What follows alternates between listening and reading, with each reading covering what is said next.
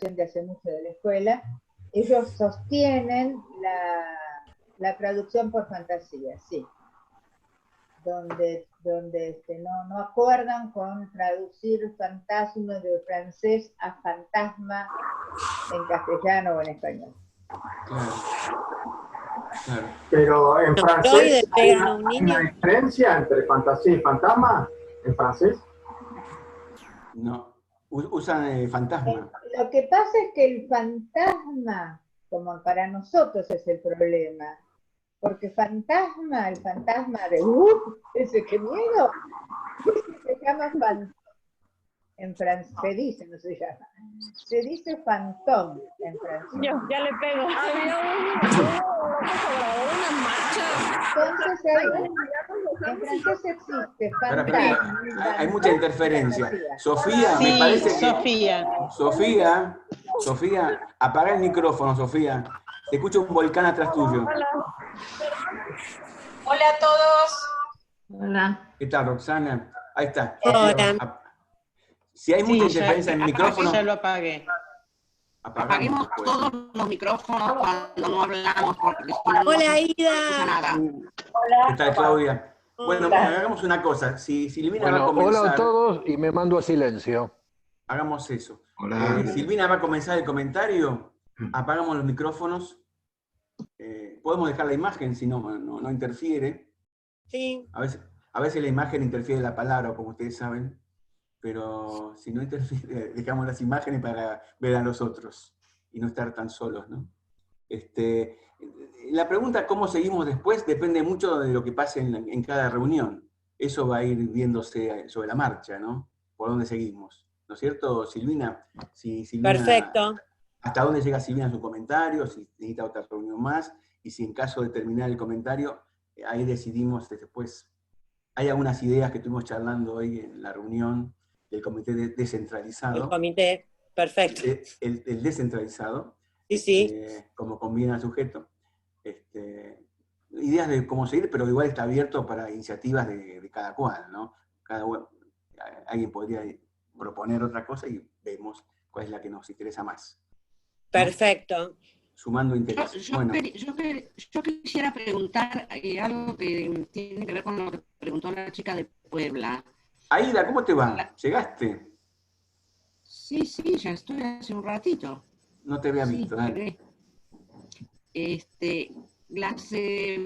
Las reuniones grabadas, ¿dónde se suben? ¿Cómo se pueden volver a escuchar? Eso tiene Tamara o Yo Adriana, no sé. estoy grabando la reunión esta de hoy que pidió Sofía de México que le grabemos. En cuanto termina, tengo que esperar que se termine de subir en el espacio de Zoom, y ahí la paso en Drive y les copio. Por mail las mando. Yo escucho muchas reuniones de videos en Facebook. ¿No se podría armar un sitio o algo así? Yo no entiendo nada de esto, no sé cómo se hace. ¿Cómo? Un sitio, porque Adriana empezó a grabar las reuniones desde el principio, me parece, ¿no?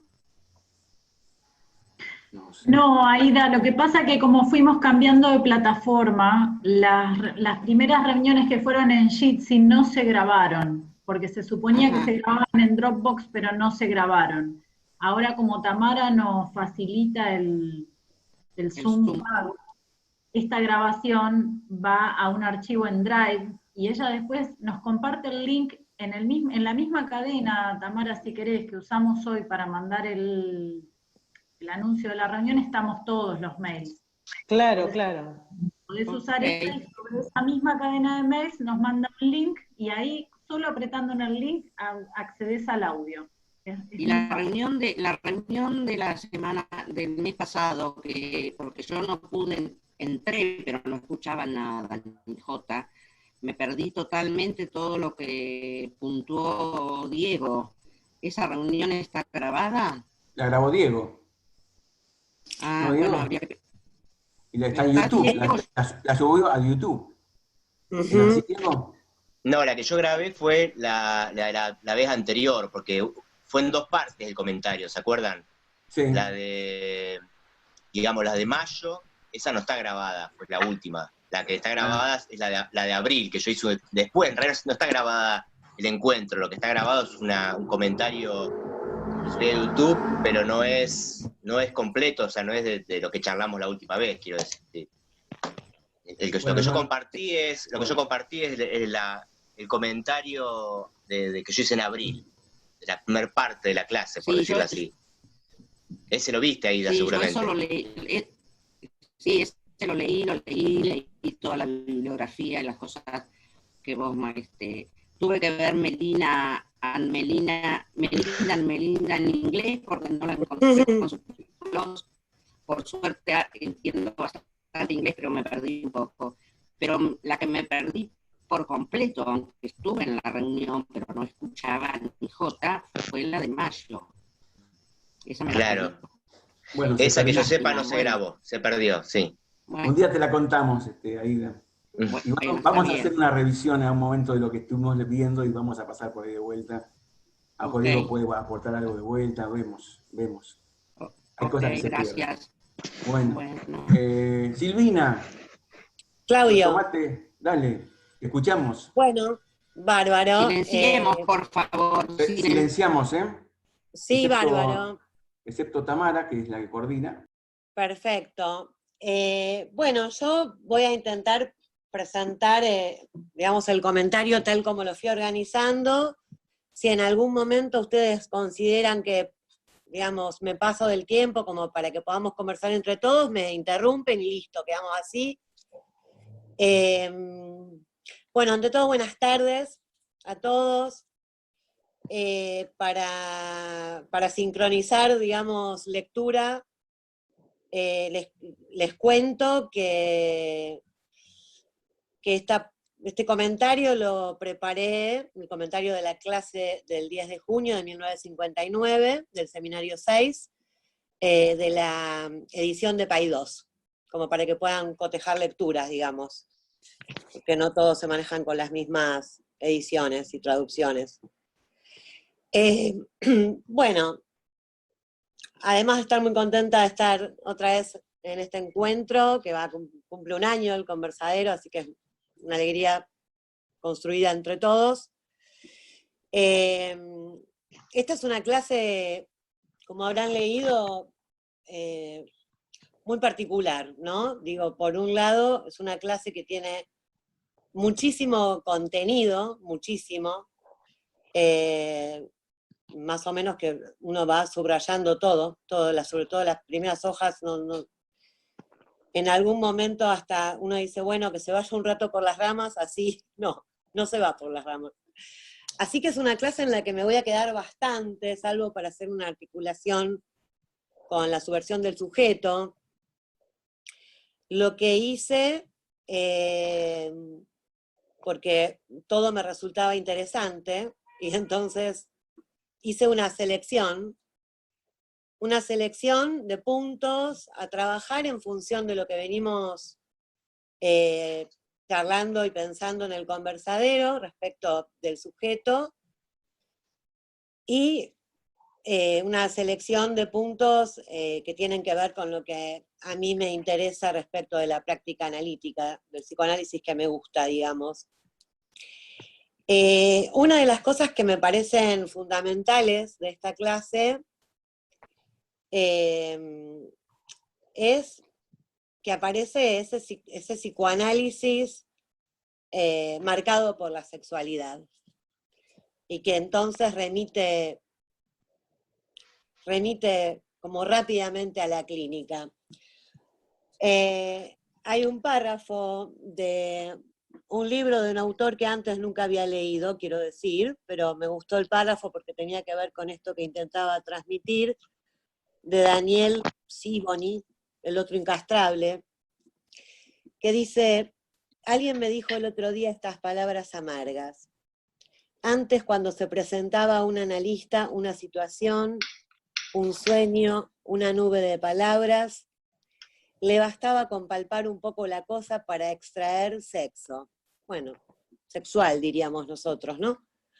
Hoy, si presentamos lo mismo a un analista, este extraerá pomposamente un concepto, una fórmula lógica, un nudo borromeo si es lacaniano, o una estupidez cualquiera si se resiste a hacerlo. En ese punto, esta clase es sumamente clínica. Uno podríamos decir que se encuentra casi con un Lacan que está hablando desde el consultorio. Los puntos en torno a los cuales organicé el comentario tienen que ver con el sujeto, con el sujeto respecto de una pregunta, ¿no? Lacan va a usar mucho en esta clase la palabra indicado. ¿Dónde está indicado? En lo inconsciente, en el fantasma, en el síntoma. Esto es algo que voy a desarrollar o intentaré desarrollar respecto de lo que fui pensando y leyendo con Lacan, digamos, ¿no? También me pareció sumamente interesante, más allá del desarrollo que hace Lacan, el hecho de que uno puede leer por qué en este hilo que él va recorriendo en el seminario, hace la articulación tan interesante que hace respecto del fantasma perverso y la escena primaria. ¿Por qué las articula? ¿Por qué va a hacer referencia al falo para después poder plantear la dialéctica del deseo? Y ¿por qué retoma, mejor dicho, porque él ya lo había trabajado en este seminario, por qué retoma aquí pegan a un niño? En principio, dice, bueno, Lacan lo que en esta clase dice que se va a ocupar fundamentalmente de la neurosis, que lo que quiere intentar es ubicar la posición del deseo en las diferentes estructuras, pero principalmente en la neurosis. Para ello comienza, como veníamos trabajándolo en la clase anterior, apela al fantasma. Apela al fantasma, él había dicho, el fantasma es el sostén del deseo. Acá agrega, el fantasma es el soporte y el índice de cierta posición del sujeto en el deseo, ¿no? Va como... Lacan a lo largo de las clases va haciendo un trabajo, uno podría decir, que tiene mucho que ver con el objetivo de Lacan en relación a formar al analista a su vez como lector, como analizante y como analista, ¿no?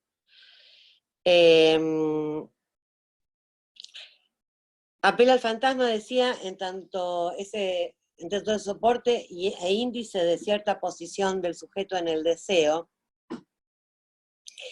Decía que va desarrollando los conceptos, donde en una clase parece que queda definida una cuestión, y a la clase siguiente él la retoma dándole un giro de sentido, tanto aquí en Lacan como en Freud, los peros apuntan a giros de sentido, peros en los que hay que detenerse. Gracias. Al menos yo encontré ahí, ¿no?, como cierta similitud en relación al texto freudiano. Apela al fantasma porque le parece, digamos, como la vía regia, dice que se puede servirnos de placa giratoria para articularlo, para relacionarlo con las diversas estructuras con que nos topamos en la experiencia analítica. Se va a referir a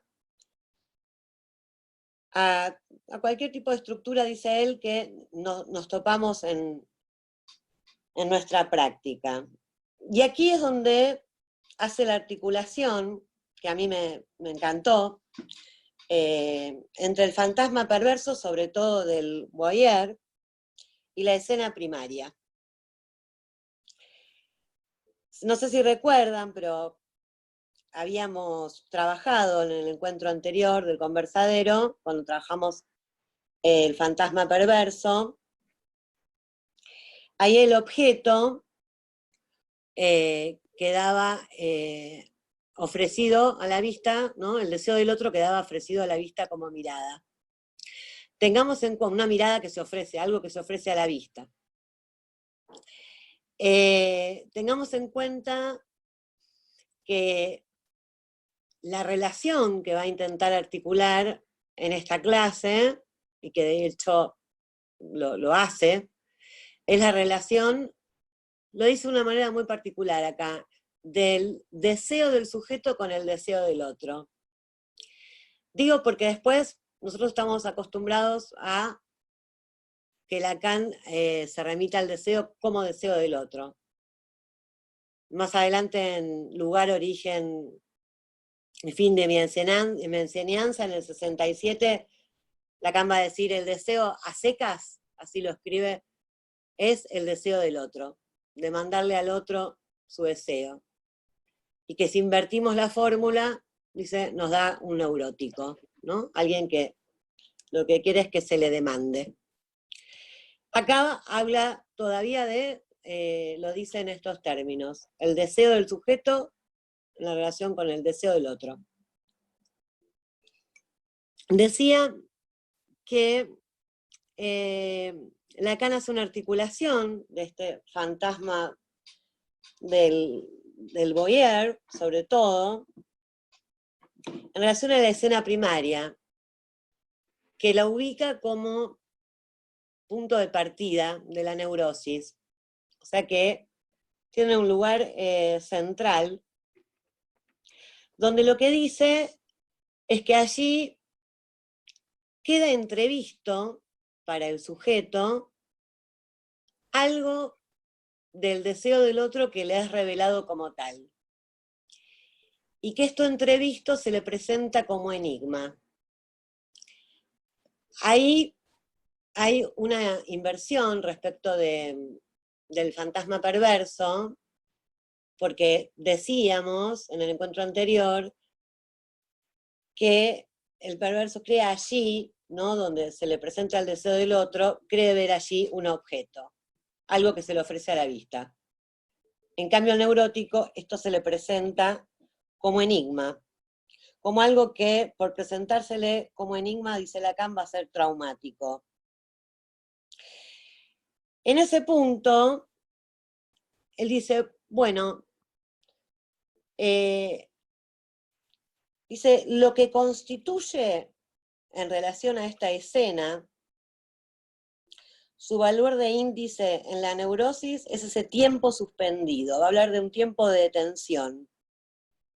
Un momento en el que el sujeto no puede instituirse, dice, de cierta manera X, más que a condición de perder su deseo, su sentido de posición, perdón.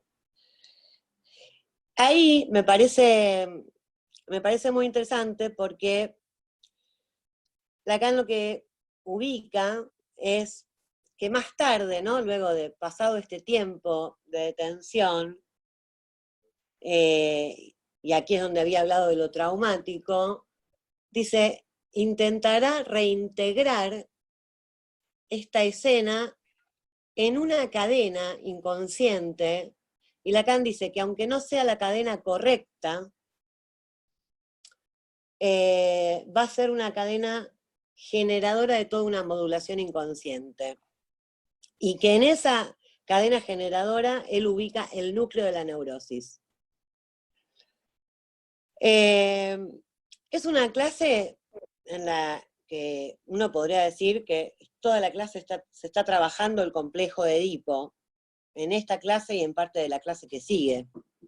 En esta clase no va a nombrar el complejo de Edipo, pero en la clase siguiente sí, digo, porque a mí me había llamado la atención esto, sobre todo porque retoma Pegan a un niño y en Pegan a un niño justamente Freud en la última página de Pegan a un niño lo que va a decir justamente es que tanto la sexualidad infantil, va a decir que la sexualidad infantil que cae bajo represión es es la principal fuerza pulsional en la formación de síntomas, y que el complejo de Edipo, como pieza esencial de esta sexualidad infantil, es lo que se va a constituir en el núcleo de la neurosis, ¿no? Digo, los ubican cerca, Freud y Lacan, a la neurosis, al núcleo, pero aquí Lacan no nombra complejo de Edipo como núcleo, nombra esto que les acabo de nombrar, de comentar. Después lo podemos pensar entre todos. Entonces decía, viene planteando justamente eso, dice, su valor de índice es ese tiempo suspendido, a él le importa ese tiempo. Momento donde lo que se va a producir es la afánisis del sujeto, ¿no? Cuando dice, a condición de perder el sentido de su posición, dice, el fantasma le es opaco. Hay afánisis del sujeto. Y acá es donde me voy a meter en una pregunta que es la que nos compete tanto a todos en el conversadero, porque lo que venimos trabajando hace un año, pero que a mí me interesa también, particularmente, que tiene que ver con la pregunta de si es necesario concebirle un sujeto a lo inconsciente. Yo les voy a contar rápidamente, lo más rápido que pueda, lo que articulé al respecto, y lo dejo después para la conversación con ustedes. Lacan dice, donde eso habla dentro de la cadena inconsciente, el sujeto no puede situarse en su lugar, no puede articularse como yo, no puede indicarse más que como desapareciendo de su posición de sujeto. Ahí yo decía que si uno lo lee directamente, ¿no? Traducido así en castellano, no puede indicarse más que como desapareciendo, de su posición del sujeto, ¿no? Como que habría allí una deposición del sujeto. Ahí voy a irme un ratito a la página 311 y 312 de la subversión del sujeto, que es, digamos, el texto madre, le digo yo, el conversadero, donde Lacan viene diciendo, bueno, el inconsciente a partir de Freud es una cadena de significantes que en algún sitio, en otro escenario, se repite e insiste para interferir en los cortes que le ofrece el discurso efectivo y la cogitación que él informa. Luego, fíjense, que a mí no me parece un detalle menor, Lacan dice, una vez reconocida en el inconsciente la estructura del lenguaje, ¿qué clase de sujeto podemos concebirle? ¿No? Digo, ahí es Lacan quien introduce la pregunta por la posibilidad de concebir un sujeto al inconsciente. Uno podría decir, bueno, a nadie se le ocurrió en ese momento decirle por o ninguno, tal vez. Luego, Lacan, en la página 312, en la subversión del sujeto, que es, digamos, un año posterior a este seminario, dice, ante la pregunta de quién habla, dice, cuando se trata del sujeto del inconsciente, esta respuesta no podría venir de él. Si él no sabe lo que dice, ni siquiera qué habla, como la experiencia del análisis nos lo enseña. A mí me interesa este punto, digo, básicamente porque me parece que a veces la noción de sujeto respecto de lo inconsciente, como sujeto del inconsciente, complica más de lo que aclara. Me parece que cuando, no sé, estoy analizando, en todo caso podría decir que estoy atenta a lo inconsciente, ¿no? Nunca se me cruza, tipo, ahí está el sujeto del inconsciente. sí lo inconsciente. Bueno, sigo y en todo caso después se puede retomar. Entonces, dice, vuelvo a la clase ahora sí, del 10 de junio, donde Lacan dice, el ser del sujeto ha de nombrarse, de articular, fíjense cómo lo dice, ¿no? Qué genial. El ser del sujeto ha de nombrarse, articularse en el inconsciente, pero en última instancia no puede hacerlo. El ser del sujeto solo es indicado, otra vez, todo el tiempo en la clase se refiere al sujeto como indicado, en el nivel del fantasma, por lo que revela ser hendidura, estructura de corte. O sea que lo que veníamos trabajando, ¿no? Las clases pasadas respecto de esto del sujeto como hendidura, aparece como el sujeto que se revela como hendidura en el fantasma. En algún momento, en el encuentro pasado,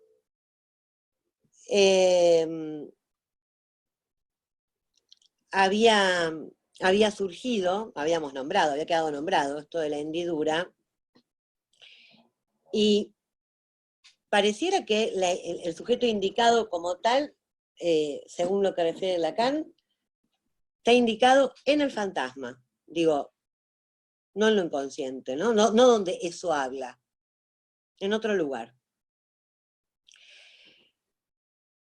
Y dice, acá se remite, como lo hace toda la clase, esta clase se remite permanentemente a Freud,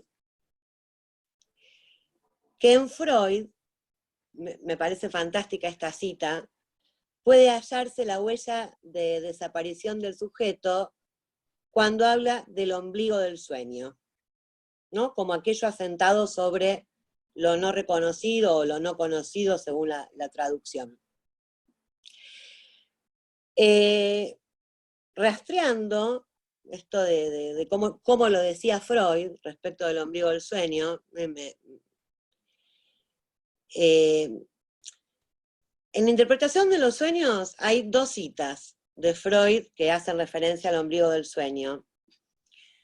Uno tiene que ver con la nota 18 en la página 132 del capítulo 2, cuando trabaja el sueño de la inyección de Irma, donde Freud aclara que hay una parte del sueño, hay un momento del sueño donde su interpretación es insondable, y ubica allí el ombligo del sueño. Pero hay otra que también, que me gustó particularmente cómo lo dice Freud, en el capítulo El olvido de los sueños, en el tomo 5, en la página 19, en la página 519, perdón. Les doy las páginas por si alguien lo quiere después ir a mirar o a releer. Donde Freud dice, es preciso dejar en sombras algo de la interpretación, aun cuando el sueño se presenta de una forma muy clara.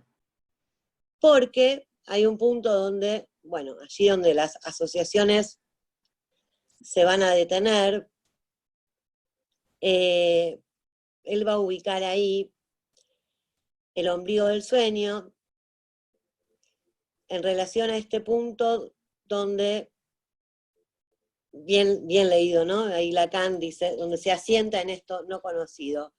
Y a mí me pareció, me remitió a muchas intervenciones, o a diferentes intervenciones, o momentos, donde Freud y Rubinstein justamente ha intervenido así en distintos encuentros del conversado y en otros, bueno, en otras reuniones de ensayo y crítica. Esto de no cerrar, de no clausurar. En el punto 3 de sobre psicoterapia de la eusteria, Freud también insiste en este punto de no detenerse, pero en ese párrafo de interpretación de los sueños lo dice con todas las letras, ¿no? dejar un lugar en sombras. Bueno, ahí Lacan continúa la cuestión diciendo que tanto en el fantasma perverso como en la neurosis de Juanito, ahí los va a juntar, dice: el sujeto se encuentra frente al deseo del otro sin recursos. Entiendo que sin recursos, porque dice que lo toma de una palabra alemana que entiendo yo que es la que hace alusión al desvalimiento, que Freud trabaja en Pulsiones y Destino, en la nota 30, en la página 129 y 130. En encontrarse, ¿no?, sin recursos frente al deseo del otro, como ocurre con Juanito frente al deseo de la madre, porque acá viene como uno de los kits de la cuestión que se plantean en esta clase. Dice que en la neurosis la cuestión es no acercarse al objeto del fantasma en la medida en que desemboca en el deseo del otro. Entonces, aquí, o sea, si Lacan toma esto, ¿no?, como el kit de la cuestión, o como uno, en todo caso, de los kits de la cuestión, dice que en la neurosis la cuestión es no acercarse al objeto del fantasma en la medida que desemboca en el deseo del otro. Pueden ver que en esta clase no se va a ocupar tanto del objeto, el acento no va a estar tanto justamente puesto en el objeto, sino más bien puesto en qué pasa con el sujeto y con el deseo en esa relación, tanto al fantasma como al deseo del otro. Y tiene sentido en función de esto que dice, que cómo se las arregla o cómo trata de arreglárselas el neurótico para mantener esa distancia. Acá va a decir una palabra que a mí me resultó rara, porque va a hablar de soluciones, ¿no?, de la solución que encuentra el neurótico para sostener esta distancia. Encuentro tanto en dialéctica como en solución, como un par de cuestiones que las voy a nombrar ahora, porque si bien sí se puede plantear, o sea, se plantea la dialéctica en relación a dos términos, lo que no tenemos en relación, justamente lo que no hay en la neurosis, y tampoco el análisis, digamos, lo va a resolver por el lado de la síntesis, ¿no? En ese punto, después, si quieren, para mí estaría bueno pensar por qué se nombra en términos de dialéctica y no de relación, en todo caso, porque, bueno, como bien lo ubica, como bien lo podemos pensar en relación al grafo del deseo, o como lo plantea Freud en La decisión del proceso del yo, en los primeros párrafos, cuando habla de estamos errados y creemos que hay síntesis de los procesos en el yo. O sea, no hay síntesis. Tampoco podríamos decir respecto de la relación del yo con los síntomas, hay solución. Que esto sí Lacan lo va a retomar un poquito más adelante, ¿eh?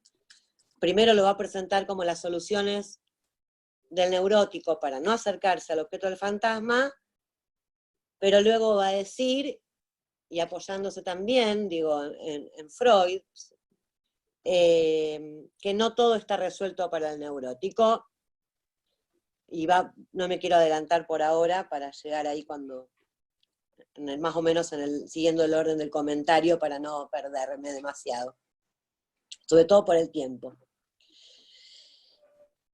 Lacan va a plantear que, bueno, en la fobia esa distancia va a estar sostenida por la promoción del objeto fóbico. Que allí, entre el deseo del sujeto y el deseo del otro, lo que va a interponer es el objeto fóbico. Un significante para todo uso, dice Lacan. En la histeria, como deseo insatisfecho. Dice cosas muy interesantes de la fobia, de la histeria, de la neurosis obsesiva. Yo solo voy a nombrar, para poder trabajar los puntos que tomé para esta presentación, digamos, algunas cosas, porque él hace referencia a muchos historiales. En la histeria, como deseo insatisfecho, ahí dice, en la histeria es ella, ¿no? Hace alusión a lo femenino, es ella la que se interpone como objeto.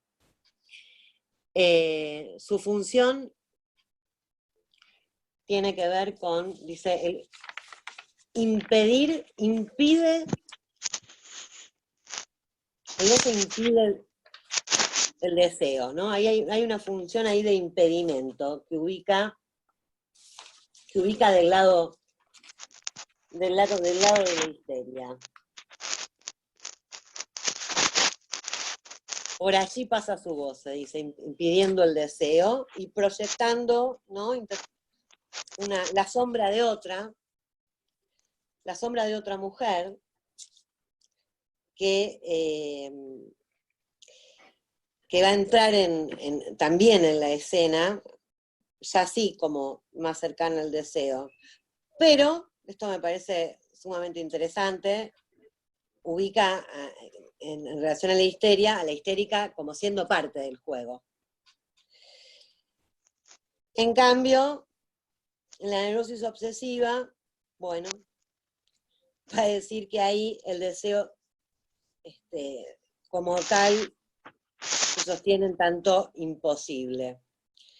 Ahí va a ubicar al neurótico obsesivo como ubicado fuera del juego,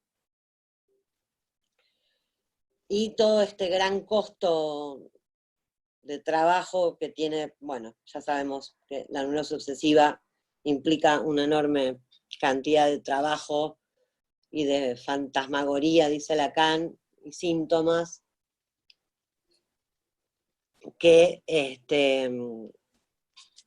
para temporalizar, ¿no? Lacan dice que el neurótico obsesivo lo que hace es temporalizar su relación al deseo, posponiéndola. Dice otras cosas, además, pero bueno, todo no se puede. Acá hay una cuestión que me parece sumamente importante.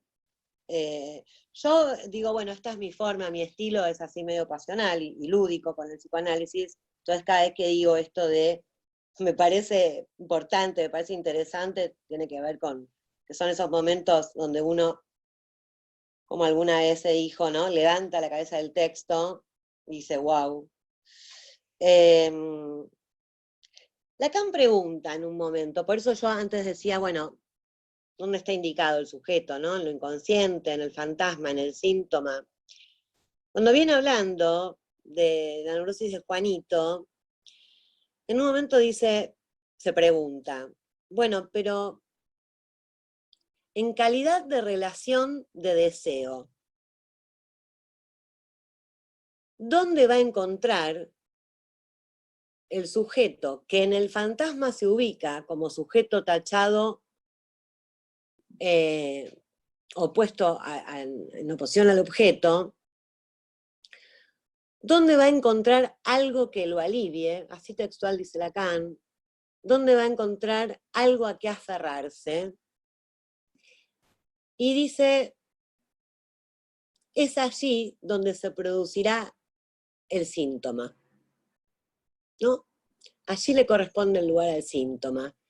Es al síntoma al que se va a aferrar. Y dice, el síntoma en la neurosis involucra de la manera más generalizada la posición del sujeto.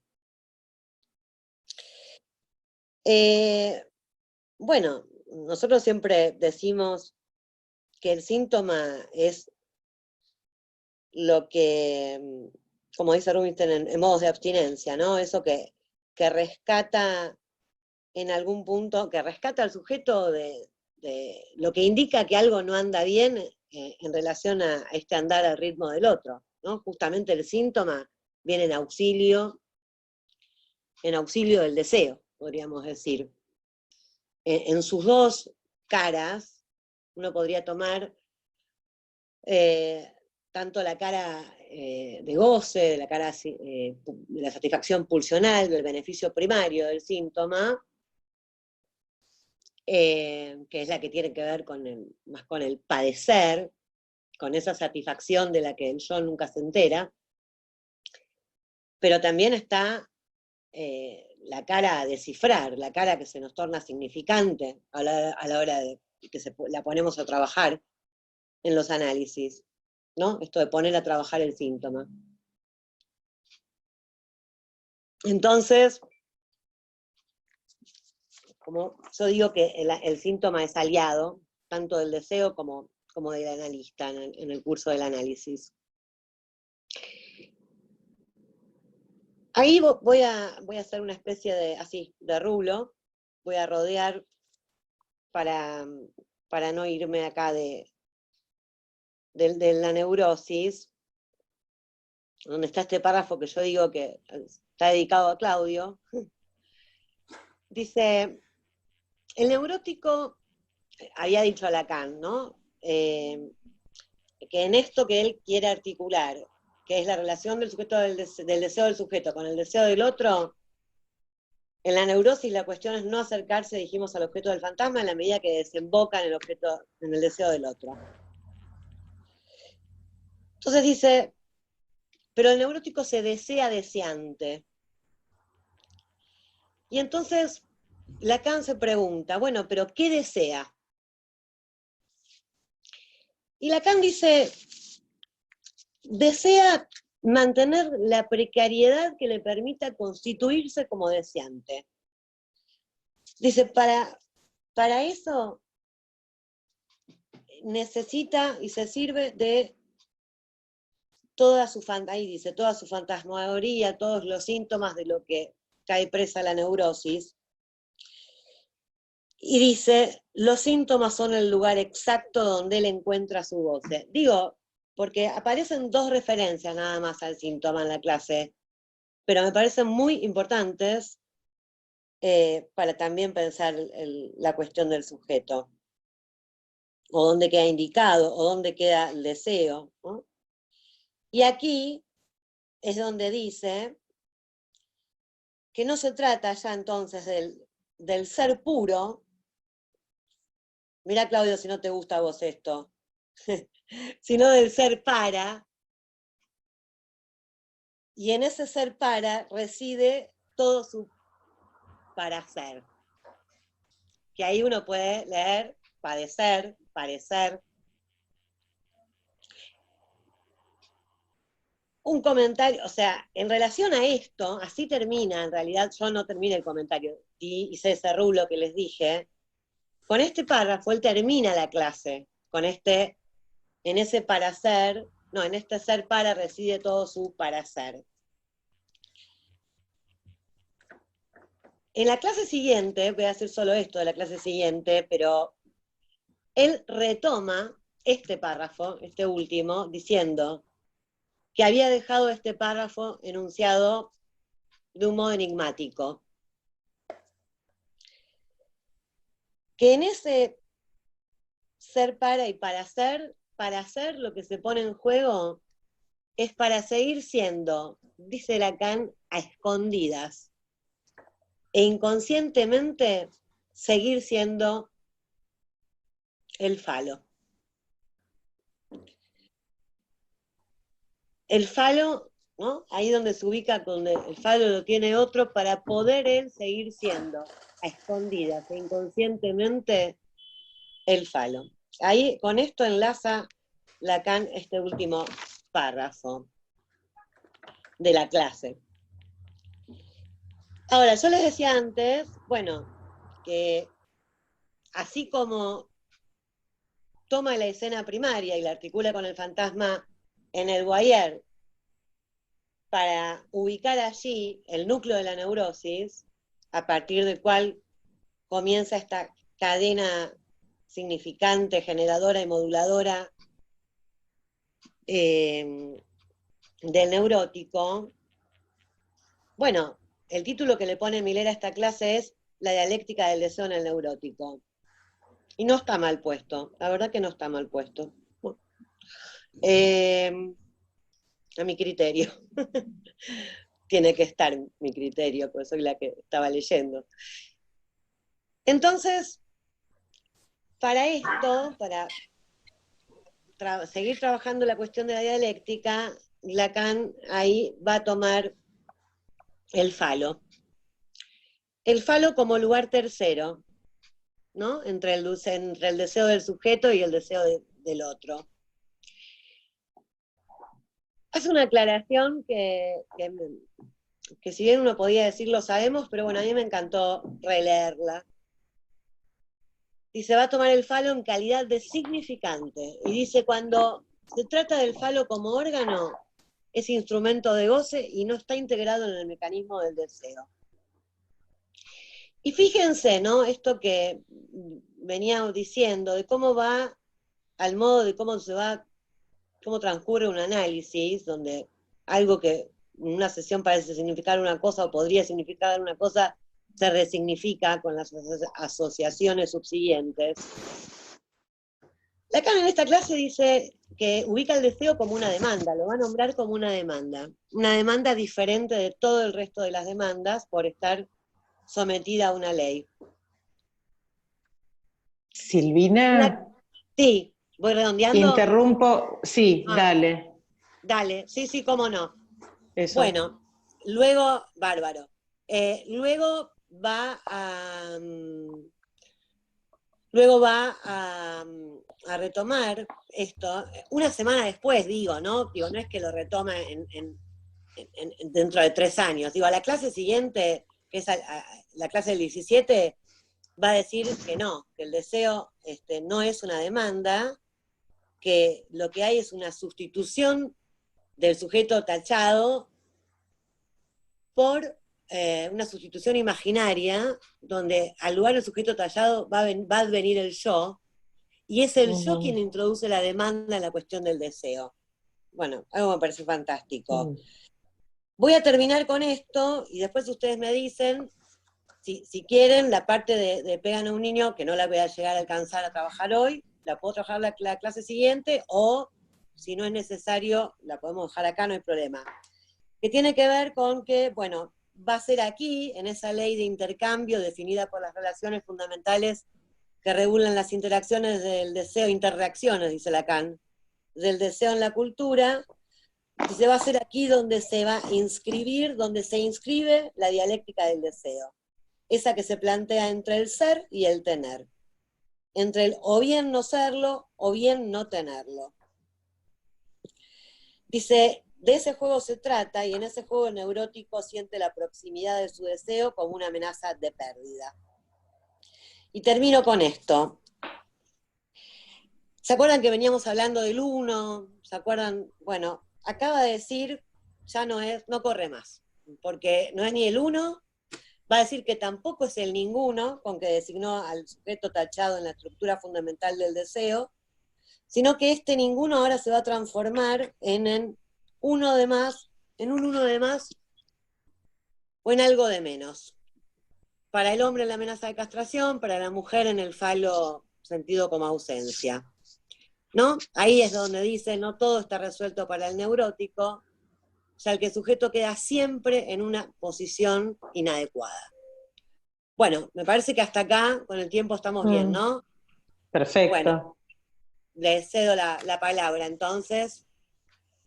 Sí, así vamos un poquito pensando todo esto, muy bueno, sí. El punteo, las referencias freudianas. Gracias, Tamara. Sí, está. Bueno, ¿Puedo hablar?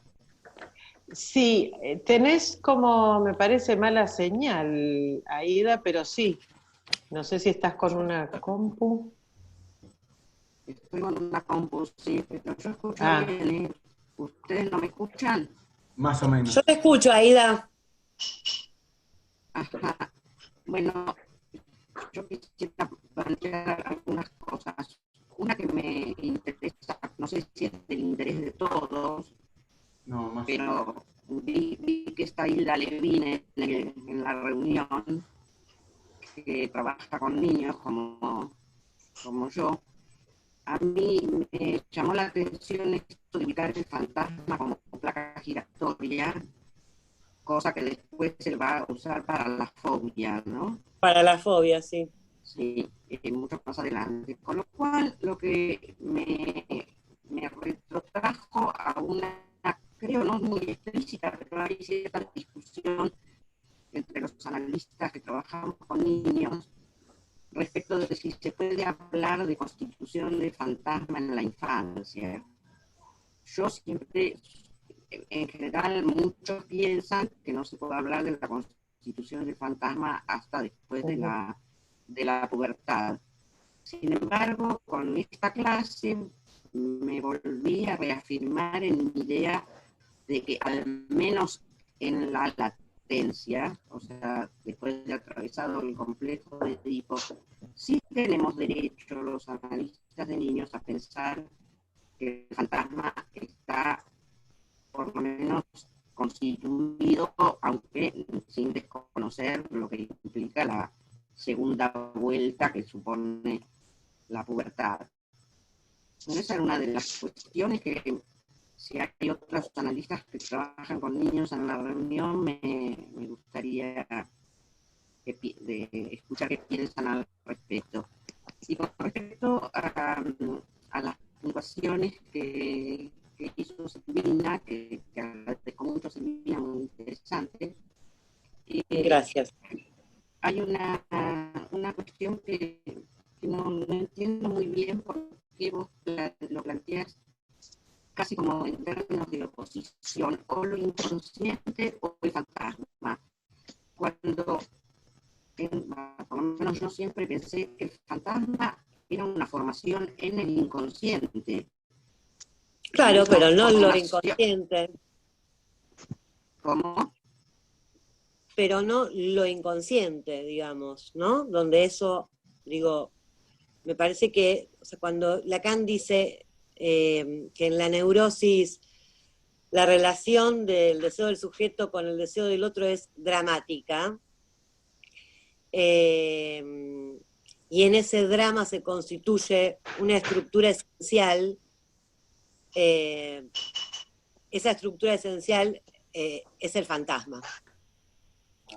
Entonces, a mí me parece que no es igual el sujeto, si hubiere, del inconsciente que el sujeto del fantasma. Me parece que no es lo mismo. De hecho, justamente, fíjate que vos te estás planteando como pregunta si el fantasma se constituye en la primera infancia o no. Y no sé si en la primera infancia, sino post-edípico, en la latencia, lo que yo llamaba latencia. Sí, por eso digo. Ahí en los niños más pequeños no. Bueno, pero lo inconsciente, digo, allí está, ¿no? Ustedes que trabajan, los que trabajan con niños sobre todo. Acá Lacan cita el caso Dick. Me parece que no, que es digamos, una estructura frente, digamos, si el fantasma lo pensamos, estoy pensando en relación al grafo, ¿no? Como la respuesta frente a la pregunta por el deseo del otro, pregunta por la que el otro no puede responder porque hay un significante que falta, y en el fantasma se constituye un intento de respuesta. No coincide, no me parece a mí que coincida el fantasma con lo inconsciente, me parece que es... pero el fantasma no es otra cosa que inconsciente. Claro, pero eso no, para mí no quiere decir que coincidan. Graciela, o sea, ¿querés decir algo? Te veo, abrite el micrófono, porque te veo con...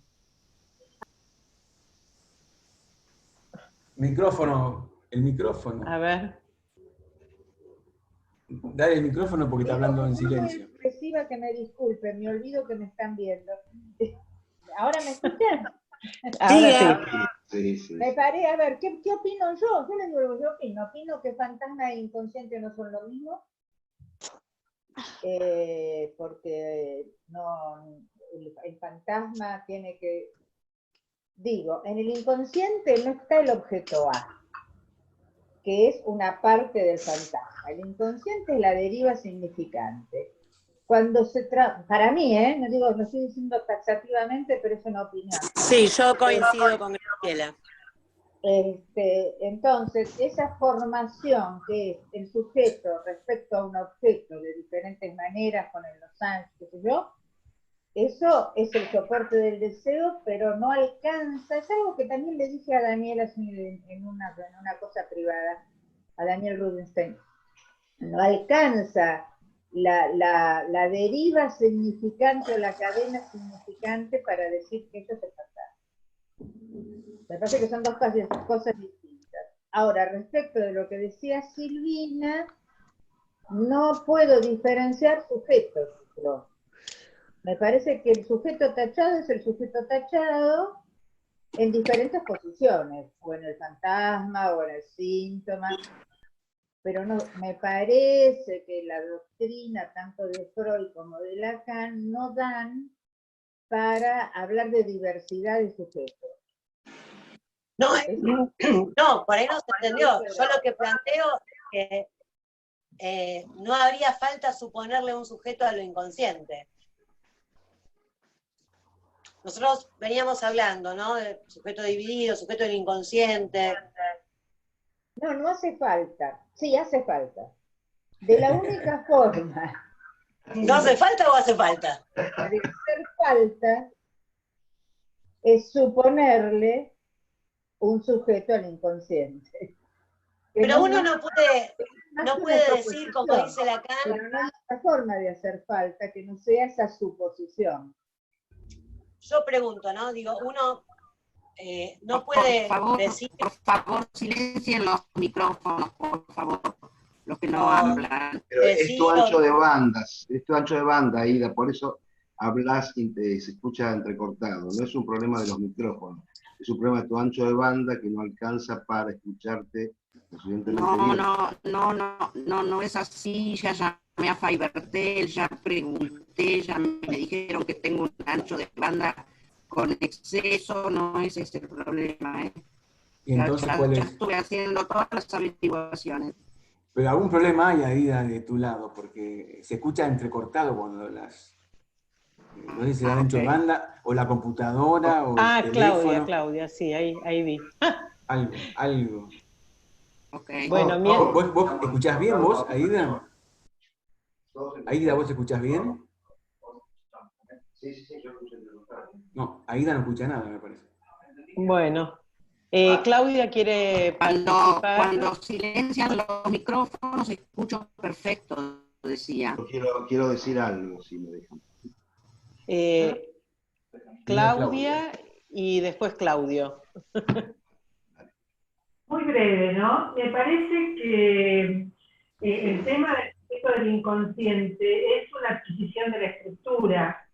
Digamos que si pensamos en lo que sería la pista originaria, ¿no? Como habla Lacan en la tercera, hay una primera respuesta del sujeto, que es por vía de la pulsión, en ese puedes perderme, como efecto de alienación, separación. La primera respuesta, todavía de lo que llama sujeto acéfalo, es por el lado de la pulsión. Ahí nace el inconsciente, vamos a decir, porque hay un primer a identificarse con el objeto en resto, en caída, ¿no? Como una primera emergencia del sujeto. Tiene que darse una serie de operaciones, vía metáfora paterna, lo que nosotros conocemos, para que surja el significante que identifica el sujeto, el S1, como un significante caído bajo represión. Ahí podemos hablar de sujeto del inconsciente.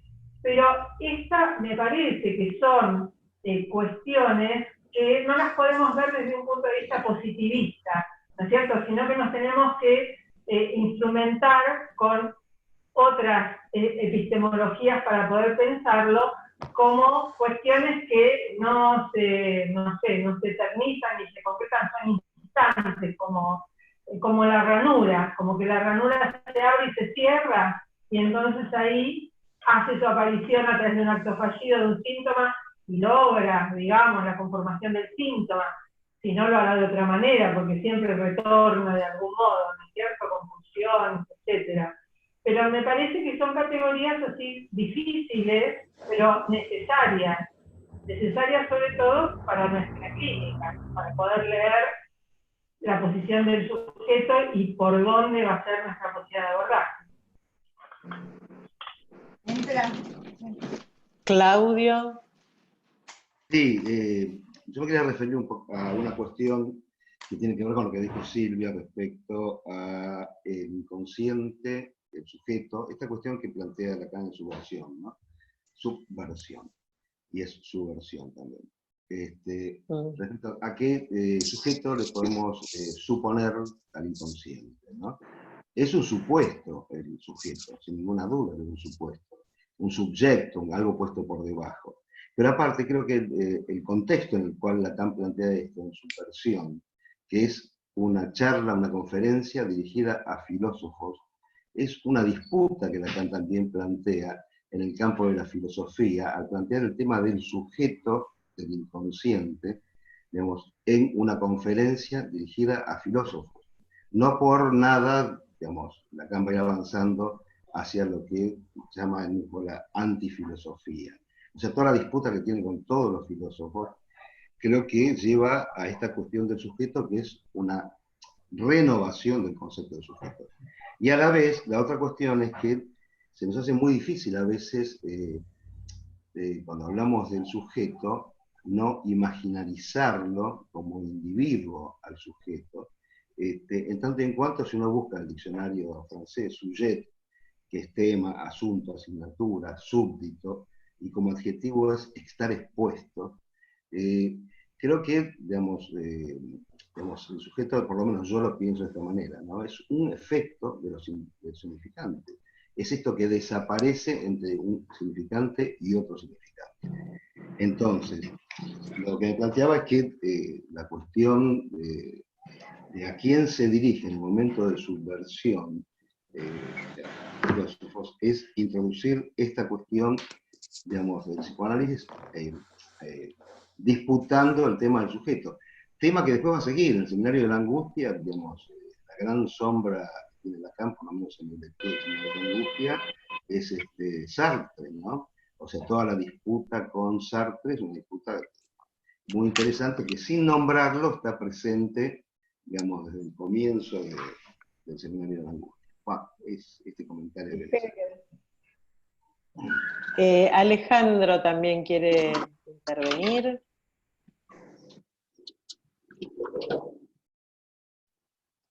¿Hablo ahora? Sí, sí. Bueno. No, sobre el tema del fantasma y el Edipo. Yo lo que vengo pensando últimamente trabajando por lo que pegan a un niño, que me parece que es como un fantasma fundamental. Ahí en Pega a un niño hay todo un progreso, en el sentido de que aparece un golpe, aparece después la diferencia sexual, aparece el otro personaje, aparece el padre, o sea, hay un movimiento de una evolución y una complejización simbólica. De lo que después, a mí me parece que deriva el complejo de Edipo, que es más complejo aún, mete la madre, en fin. Entonces, en ese sentido, no me parece pensar lógicamente el fantasma posterior al Edipo. Me parece que más bien, yo casi diría es anterior al Edipo. Por supuesto que esto de anterior y posterior es lógicamente. Más bien tiendo a pensarlo incluso al fantasma como un articulador entre el Edipo y el mito del tótem y tabú, de la identificación primaria, digamos. Si uno lo pensara como en una línea de progresión, de progreso en la complejización de lo simbólico, digamos. Eso.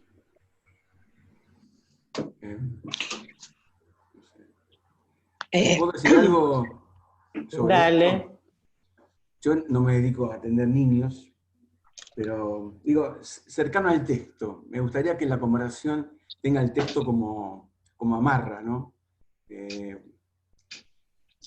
Y respecto de eso, me parece interesante eso que Silvina marcaba, cómo Lacan pasa de ahí donde ubica al sujeto en la escena perversa, ¿no? Como en la hendidura, dice, el sujeto es la hendidura, es el corte, y cómo de ahí pasa a la escena primaria, ¿no? Y cuando pasa a la escena primaria está descrita literalmente, como después, como Freud la describe en El hombre de los lobos, y como Lacan la retoma después en El seminario de la angustia, en ese de repente se abre la ventana, hay una apertura, le pasa a la función de lo que se abre, ¿no? Y de lo que se abre respecto al sujeto, con lo que Lacan acaba en este seminario, por lo menos, considera que es esencial respecto del sujeto, que es el deseo del otro, ¿no? En esa apertura del deseo del otro aparece una amenaza, que es la amenaza de ser chupado, ¿no? De ser absorbido por el deseo del otro. Y en esa aproximación, ¿no? En ese de repente que es traumático, porque marca un momento del sin recursos, ¿no? Ese núcleo enigmático es traumático, como decía Silvina, aparece ahí en el caso del hombre de los lobos, a los 4 años, la primera constitución de una neurosis, porque el pequeño se despierta fóbico.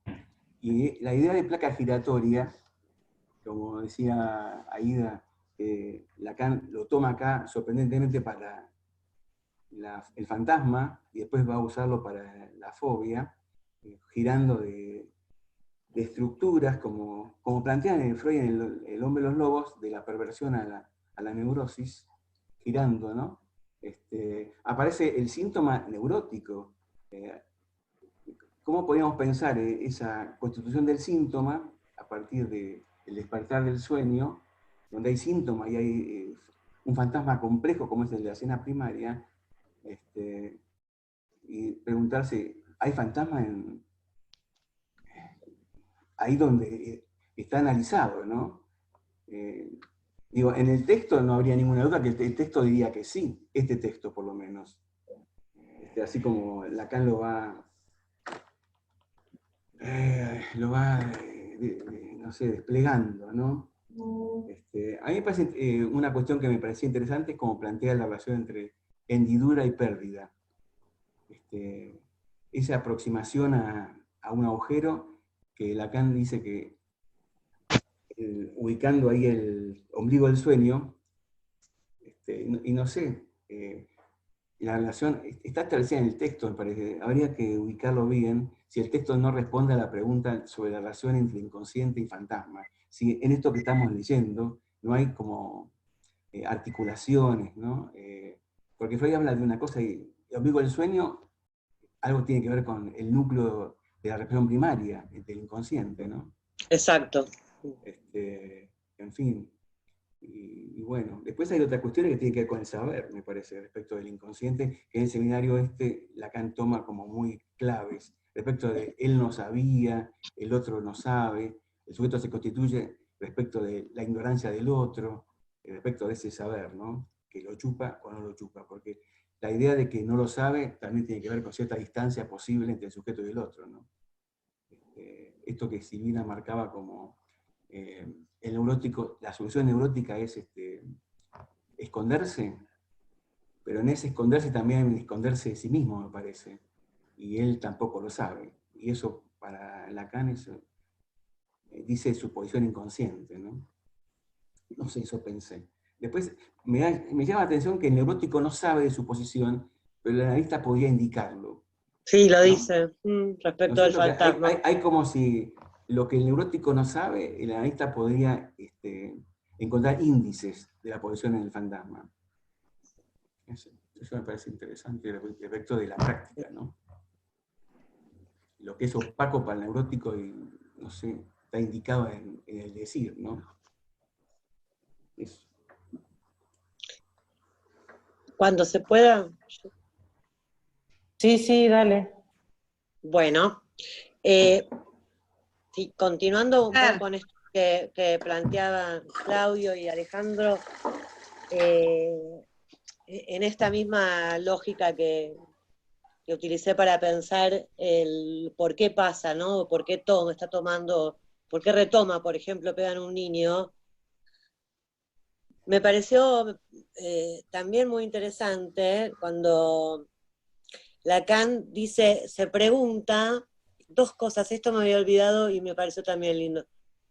Que hay una referencia también a la mirada en el tercer tiempo, o sea, en el instante fantasmático, como dice Lacan, ¿no? Que un poco creo que aludías vos a ese instante fantasmático, Claudio, donde Freud dice, Lacan acá no lo retoma, pero Freud lo plantea en el texto de Pegan a un niño, que ante la pregunta por su lugar en ese pegan a un niño, se pega a un niño, va a decir Lacan, para poner el acento en el se pega, que ahí ubica al sujeto, en el fantasma. Dice Freud, no, paciente no puede responder, pero si uno insiste, no sé cómo insistía Freud, pero bueno, a veces dice, probablemente yo estoy mirando. Otra vez aparece la cuestión ahí de la mirada, ¿no? Y algo que se pregunta a Lacan, que me gustó, me pareció novedoso, digamos, se pregunta cómo se perpetúa así lo llama él, la felicidad de ese primer tiempo del fantasma, primer tiempo de la Constitución. Felicidad lo llama, ¿no? Ese tiempo que no ubican ni Freud ni Lacan, ni como sádico, ni como sexual, ni como masoquista. Entonces Lacan dice que ese instante, dice, la felicidad del primer tiempo se perpetúa en el hecho de alienarse, de reemplazar en el segundo tiempo, como víctima al otro, consiste el paso decisivo de su goce en la medida en que éste culmina en el instante fantasmático se pega a un niño, en el cual se no es más que, ya no es más que se, ¿no? Que después va a decir, se pega, ese es el lugar del sujeto. Me parece súper interesante esa articulación que hace Lacan. Cómo se queda, ¿no? Con algo de ese goce, sin saberlo, siempre sin saberlo. Como la esposa, él nunca se entera de nada, pobre. Bueno, Alma García Simolay quiere participar, y después Alejandro, nuevamente. Alma, te escuchamos. El micrófono. El padre de Alma quiere participar, Alma está en otra. Ay, perdón, yo decía. Con razón, no te conocía. Estabas leyendo literalmente quién era el participante. Sí, porque no los veo a todos.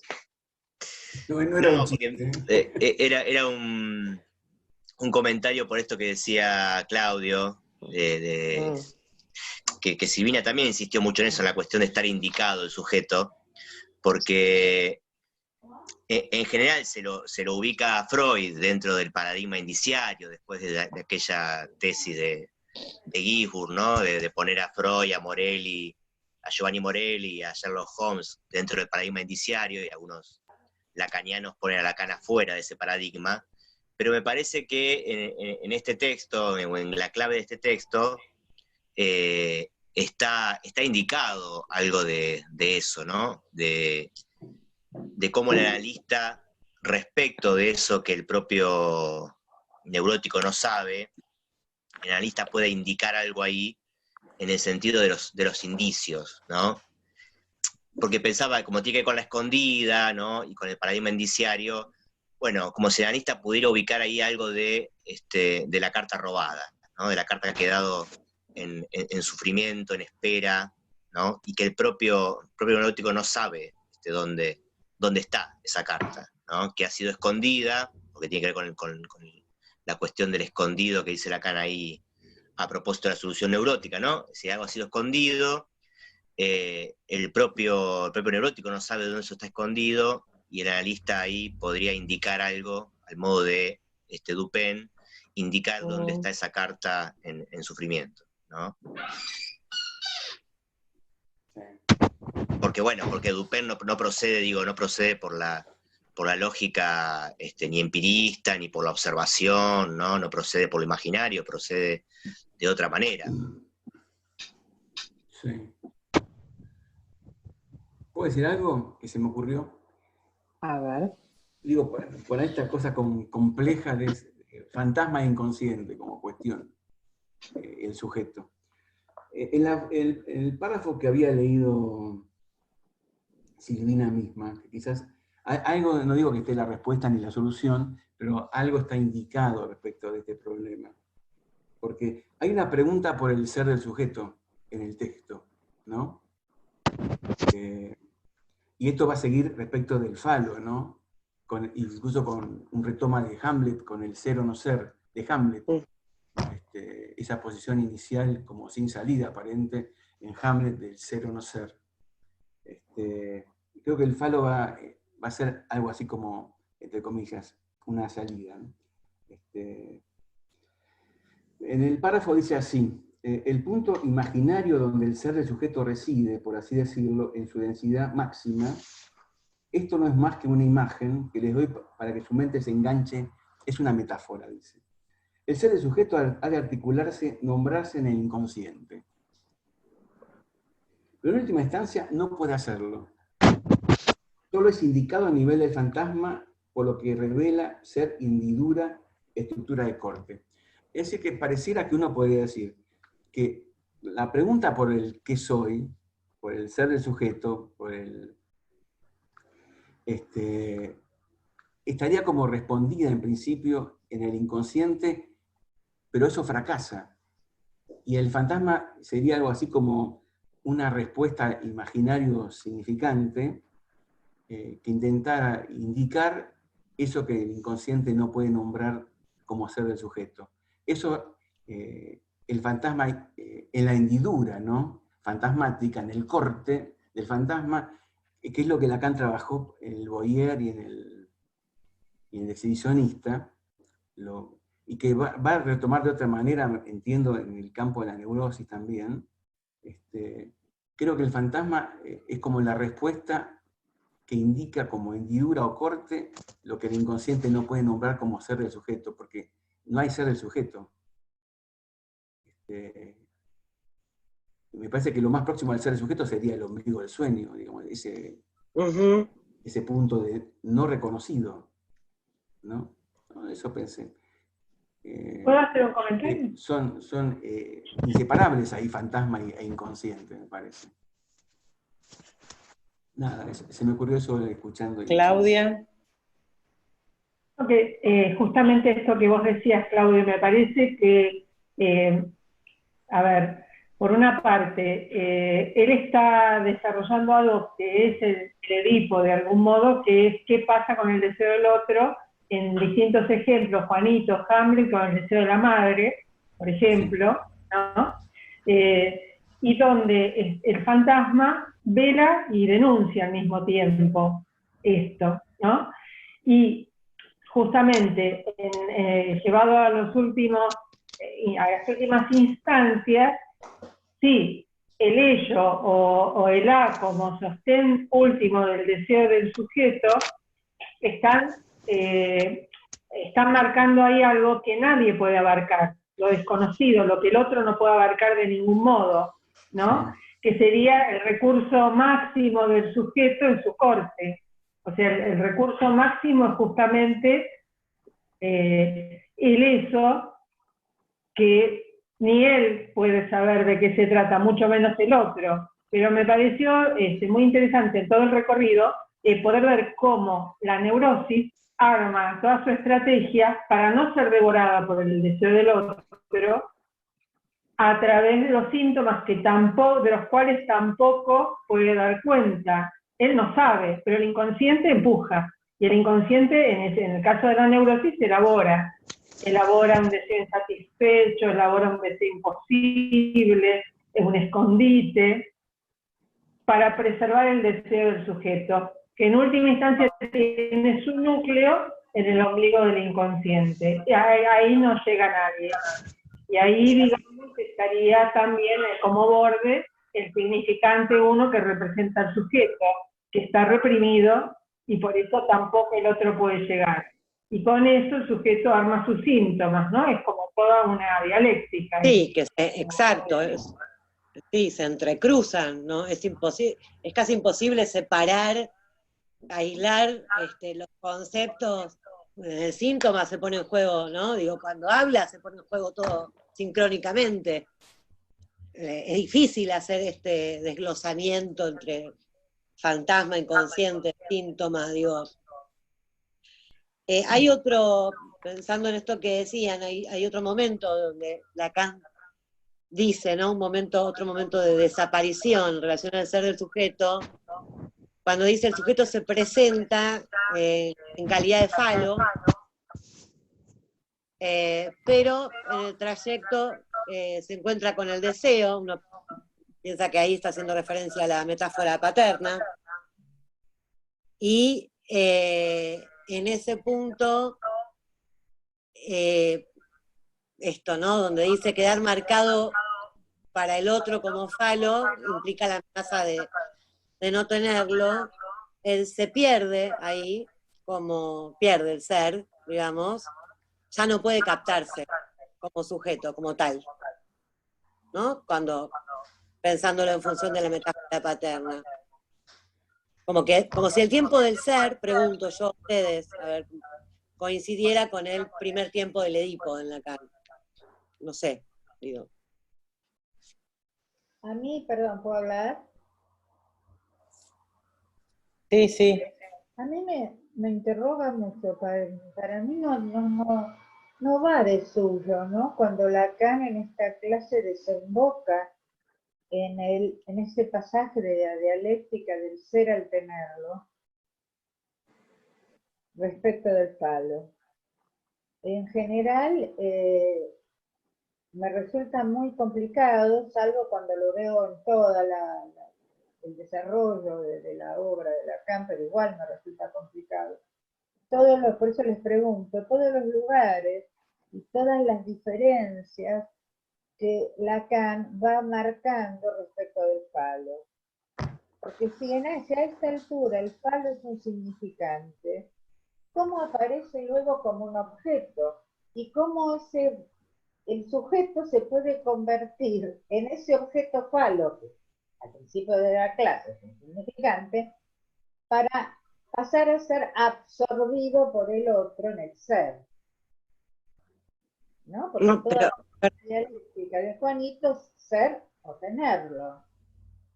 Entonces, para mí no va para nada el suyo toda la problemática del falo, que al principio de la obra, para decir de la enseñanza, como llamarla, es un significante, después es en la angustia, es un objeto, después es una función, después es un goce. Entonces, a mí se me arma lío, quiero decirles, para mí no va de suyo. El falo no va de suyo. No va de suyo. No, es que bueno, es como dice después, siempre está siempre en una posición inadecuada respecto de esto. Pero, a ver, entiendo que lo va a poner, hola, que lo va a poner como terceridad ahí, el falo como significante entre el sujeto y el deseo del otro. Ahí es como lo pone, cuando lo pone como significante. Sí. Daniel. Sí, les quería pedir que por favor apaguen los micrófonos porque me cuesta muchísimo escuchar cuando tienen uno o dos micrófonos prendidos. Hay una reverberancia y de un eco que cuando hablaba Ida era imposible, y cuando hablan otros también, porque hay un eco que aparece. Gracias. A mí me parece que en este capítulo aparece el complejo de Edipo.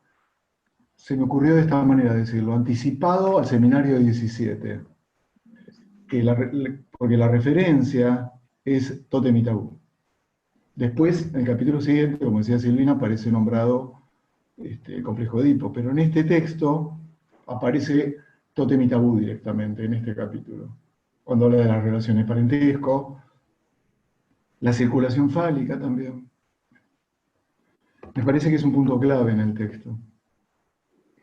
El otro punto que me pareció gracioso respecto del falo y de la idea de la felicidad, en el seminario 9, Lacan dice, habla de la felicidad del falo, quién es feliz, el falo, y dice, ¿quién desea? El falo, no es el sujeto, es el falo el que desea, tratando de, a mi entender, desubjetivizar al fantasma, ¿se entiende lo que digo? Es el falo el que desea, dice, la felicidad es la del falo. Se me ocurría esa respecto a lo que se decía antes. Otra cuestión que me parece clave en este capítulo, que a mí me llamó muchísimo la atención, es el lugar que tiene el fantasma fundamental. La escena primaria. Más allá de si después, a partir del seminario de Lacan, de la lógica del fantasma, el fantasma fundamental coincide o no coincide, me parece que acá tiene un lugar excepcional la escena primaria, porque convergen en la escena primaria un montón de cuestiones que están acá, en todo el seminario, pero que en este capítulo están centradas en la cuestión de la mirada, en términos del voyeur, o el hacerse ver, en términos del masoquismo, que es lo que deriva después inmediatamente a pegar a un niño, o la interpretación sádica del coito, como dice Freud. Y me parecía también, y me atrevo a decirlo, lo pongo a prueba, que cualquier fantasma es repetición, con mayúscula repetición, del fantasma de la escena primaria. Porque me parece que en esos párrafos Lacan hace converger todas las protofantasías freudianas en la escena primaria. Entonces pareciera ser que ya no hay tres protofantasías, que hay una sola, que es la escena primaria. ¿Se entiende? El origen de la sexualidad, la seducción, el origen de la diferencia de los sexos en la escena primaria, o la pareja combinada, como decía Melanie Klein. Y por supuesto, la inclusión, exclusión de la escena, en términos de, como lo plantea también Lacan en otro seminario, respecto de caer de la escena, quedar arrojado de esa escena, quedar incluido o separado de la escena de goce. Me parece que tiene una... que es nuclear la escena primaria en este texto. Tal es así que conseguí, a partir de la lectura de estos párrafos, encontré el PDF del texto de Laplanche y Pontalis sobre origen de la fantasía, fantasía de los orígenes. Me parece que sería una linda lectura para que hagamos este libro. Se consigue. Es corto, debe tener 80 páginas. Que hace muchos, muchos años que no lo leía. Y el otro punto, dos puntos más chiquitos. Uno, no sé si pescaron el lugar que tiene el goce en relación al deseo. Es casi al revés como lo planteamos siempre. Les leo tres frasecitas que son una perla. La primera, en la página 474. Por favor, búsquenla porque es notable como aparece. Dice cuando empieza el punto 2, una solución es la promoción del objeto fóbico, el objeto de interdicción. ¿Qué es lo que se trata de interdecir? No sé si hay en juego palabras entre interdictar, interdicto o interdecir. Habría que ver la traducción, lo que quedó grabado de la seminaria. Bueno, dice, a fin de cuentas, escuchen esto, un goce que es peligroso. ¿Pero por qué es peligroso el goce? Porque abre frente al sujeto el abismo del deseo como tal. Ya no es el deseo en su núcleo real el que lleva a algo del goce, sino es el goce el que lleva al abismo del deseo. Fíjense cómo está invertido ese punto, es notable. El otro es en la página 481, la otra referencia. Cuando habla, por supuesto, de pegar a un niño. Y dice, ¿qué tenemos? El fantasma de los obsesivos, chicas, muchachos, se sirven de ese fantasma para conseguir que el goce masturbatorio. La relación con el deseo es clara. Ese goce, ¿qué función tiene? Su función es aquí la de toda satisfacción de necesidad en una relación con el más allá que determina la articulación del lenguaje para el hombre. Es decir, que el goce masturbatorio no es aquí la solución del deseo, sino su aplastamiento. Exactamente como el bebé de pecho aplasta en la satisfacción alimentaria su demanda de amor para con la madre. Y en la página siguiente, en la 483, al final, lo leyeron recién. Tiene que suena el teléfono. El teléfono de alguien. No, ni... el de Daniel mismo. Sí. Dice, sin embargo, en la relación fantasmática vemos despuntar lo que constituye para el sujeto el instante privilegiado de su goce. En la relación fantasmática. A ese goce neurótico pondremos la próxima vez algo muy especial y cuyo factor común no parece haber sido hallado hasta ahora. No se trata de la perversión en general, que representa un papel de pivote en la estructura que exploramos, sino la homosexualidad. Y ahí va a lo que aparece como que el lugar exacto en donde se encuentra el goce es en el síntoma, directamente aparece, ¿no? Esto ya fue leído. Y después la cuestión del ser puro de goce, del ser puro, que yo entiendo que es el ser puro de goce, o el ser para, también está en juego en el seminario. A lo largo del seminario, cuando hace un juego entre letre y letra, que tiene que ver lo que Diego decía, respecto a la carta robada, porque aparece la carta en letre. Ser para es el être para, y Lacan, a lo largo del seminario, juega entre ser, letra y carta. Me parece que es muy interesante este punto de este capítulo. Eso.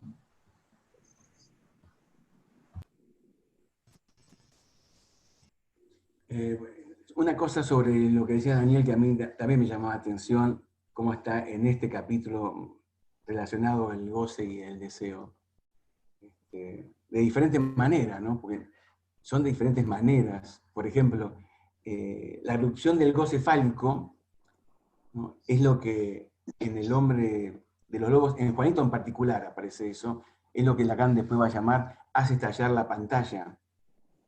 La pantalla que cubría la relación entre el sujeto y el otro. Es decir, que queda como desnudado el deseo del otro, y entonces queda como expuesto a su devoración. Así lo entiendo. ¿De qué modo la irrupción del goce aparece como una amenaza respecto de que el sujeto queda sin recursos ante el deseo del otro? Entonces aparecerá el fantasma, el síntoma, como maneras, soluciones no definitivas, ¿no? En definitiva, digo por lo que decía Silvina, la solución es precaria, ¿no? La de cualquiera, la de neurótico también. Respecto, ahí sí aparece una relación. Me llamó la atención que después Lacan, vos decís, Daniel, que lo pensamos inversamente, la relación entre goce y deseo. Es que Lacan mismo lo invierte. Hace unos días estuvimos leyendo el seminario 18, y aparece realmente invertido por Lacan la relación entre el órgano de goce y el falo, respecto al deseo y la ley, ¿no? ¿Qué queda al lado de la ley del deseo y qué queda al lado del goce? Está dado vuelta en Lacan mismo. Lacan lo invierte. Quizás tenga razón en ese punto Graciela, que habría que recorrer diferentes momentos en que Lacan piensa estos desencuentros entre goce y deseo, ¿no? Después lo otro de que el goce masturbatorio aplasta el deseo, sí, eso Lacan es insistente, y lo compara con el modo en que el bebé se aplasta contra la teta, ¿no? Con el hambre, para anular el deseo. Pero siempre estaría como en juego de qué manera cada uno se las arregla respecto del deseo del otro, que aparece como el gran enigma y el gran peligro, ¿no? Para el sujeto. ¿Puedo hablar? Sí.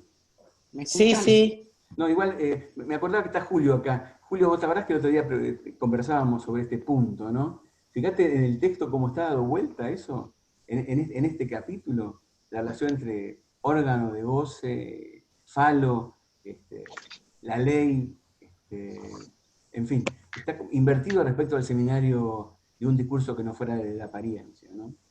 Pero a mí me llamó la atención que de nuevo está vinculado el falo. Sí. Y me parece que de un modo bastante más claro que en el 18. Y en ese sentido, el falo en tanto significante vinculado a la ley, no en tanto órgano. Pues está invertido, ¿no? Está como, ¿cómo? allá está como significante del goce, acá como significante del deseo. Pero en esa diferencia está como invertida la cosa por Lacan, ¿no? De todas maneras, me parece que la vía del significante es la que vehiculiza la relación del falo con la ley. Y eso me parece que es con lo que nos resultaba difícil el otro día trabajar. Sí. Perdón, alguien quería hablar y yo lo interrumpí. Sí, yo quería Hilda. quería hacer un comentario. No te escucho tan mala. No, está bien, vos, pero se te escucha bastante complejo. ¿Quién está hablando ahora? Bueno, voy a decir una sola cosa respecto de la escena primaria. Me parece que Daniel cometió un lapsus, porque no lo sepa, la escena primaria, cuando se piensan las fantasías, no es el origen de la sexualidad. El origen de la sexualidad es la escena de seducción. La escena primaria es el origen del sujeto. Y me parece que Lacan le está dando toda la importancia a la escena primaria por el hecho de que está tratando de pensar la posición del sujeto. Y una cosa que es como obvia, pero lo remarco, que cuando el sujeto fantasea con la escena primaria, en la escena primaria si hay algo que no está, es él. Él está excluido de la escena primaria. Por eso me parece, bueno, es un dato que me parece que tenemos que tener en cuenta respecto de este lugar de desaparición del sujeto. Es todo. No los molesto más con mi hablar cortado. Comprate una computadora, dale, ahí.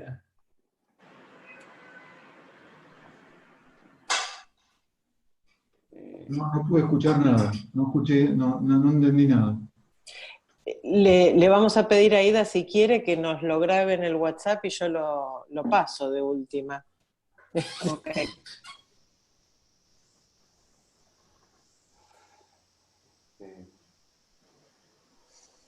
Bueno, ¿quién? ¿Puedo hacer un comentario? Sí.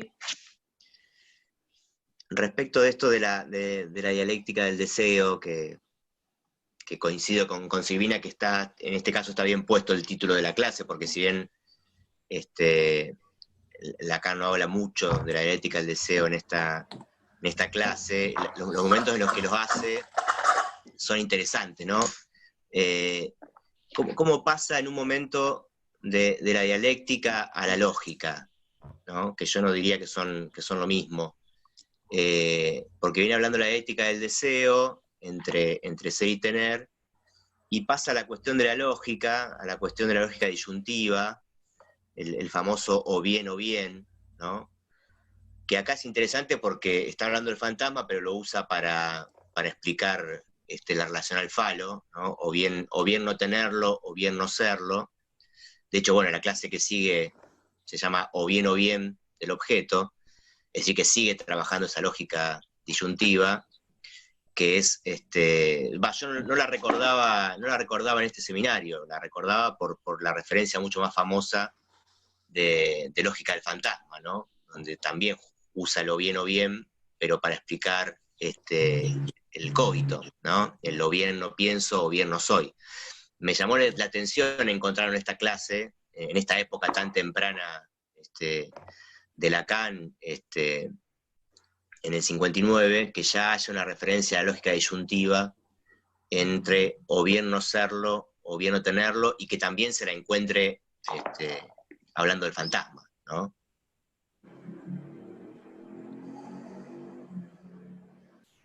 Y que no es una dialéctica eso. Sí. Diego, podríamos incorporar como, digo, para este punto, que es tan interesante y problemático, como decía Graciela, pero es tan importante para Lacan, la sesión donde Lacan, que Miller le puso como título La risa de los dioses inmortales. Es una sesión que Lacan le dedica a la problemática del ser y el tener, del no es sin tenerlo, el serlo.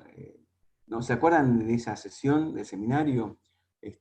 Quizás podríamos leer lo que estamos leyendo, incluyendo esa sesión, y sería muy, me parece, abriría más la problemática esta del falo, que es lo que se viene, por otra parte. Porque respecto del ser el sujeto, el falo va a aparecer como el significante, ¿no?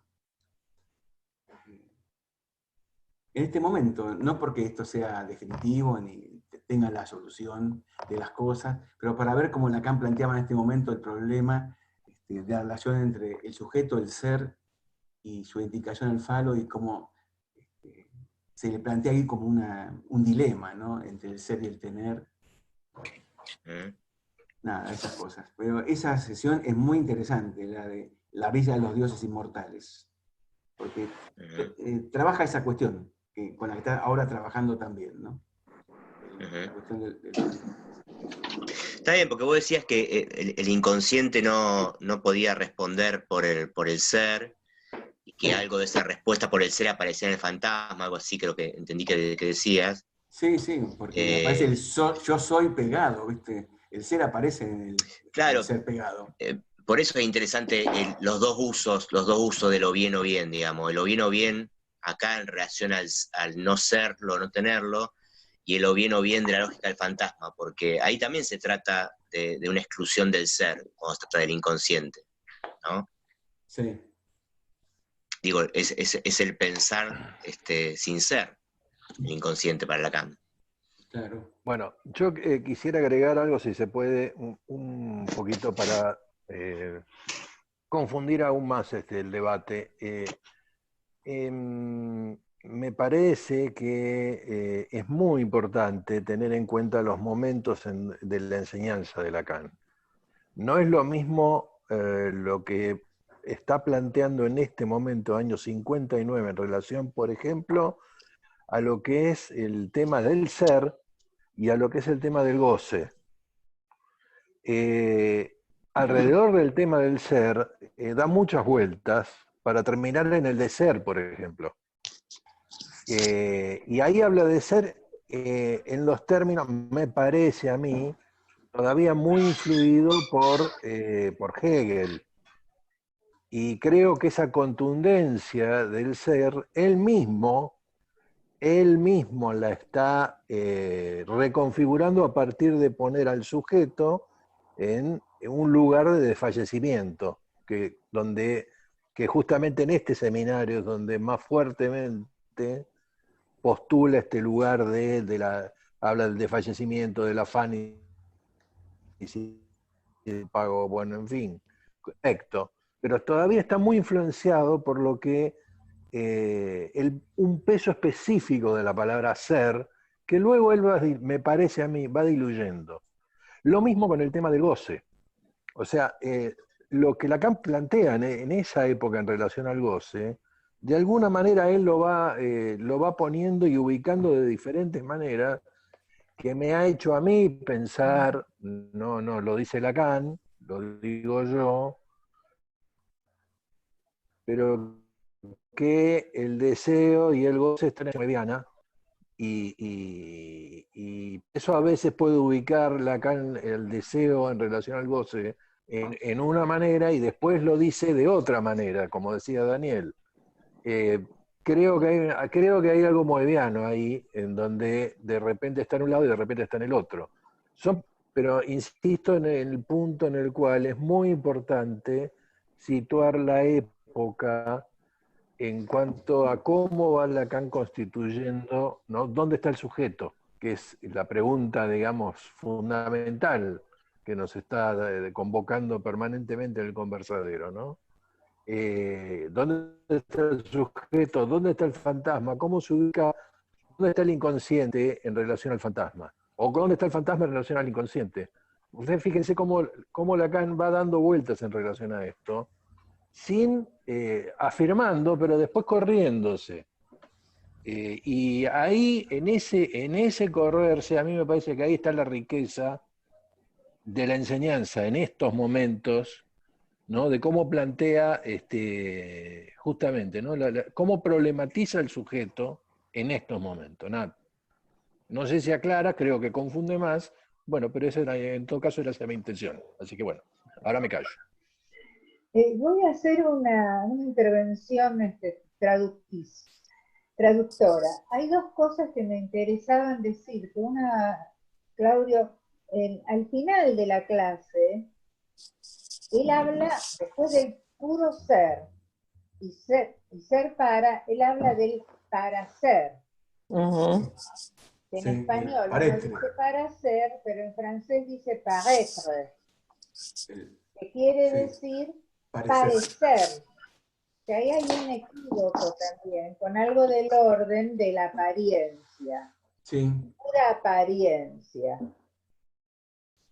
Y por el otro lado, cuando hablaba recién Gerardo de dónde está el sujeto, me acordé de algo que pasa en francés, pero creo que pasa también en inglés no sé nada, un poco, y es que para el francés no hay ser y estar. O sea que hay un problema cuando uno traduce o cuando uno está leyendo esto de que nosotros decimos dónde está el sujeto, que es lo que estamos tratando de ver.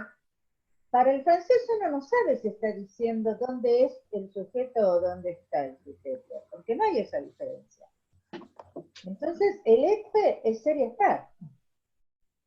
Uno tiene, cuando traduce, tiene que buscar el contexto de ese verbo être para saber si lo traduce como ser o como estar, porque siempre es être. Entonces, me parece que ahí también hay este asunto del cristal de las lenguas, ¿no? Como eso también, la forma en que leemos o escuchamos, bueno, hay una diferencia, qué sé yo. En relación a esta cuestión de las traducciones, aprovecho para avisar que yo mandé por el grupo de WhatsApp del conversadero la partecita que hacía referencia antes Daniel Rubinstein, del punto 2, donde se preguntaba si esto que dice el objeto de interdicción, qué es lo que se trata de interdecir, mandé la captura del pedacito ese de Stafferla, para los que puedan fijarse a ver esa distinción que hace, como la hace en francés. No es mi posibilidad, pero lo mandé por el grupito de WhatsApp. Sigamos, no sé quién...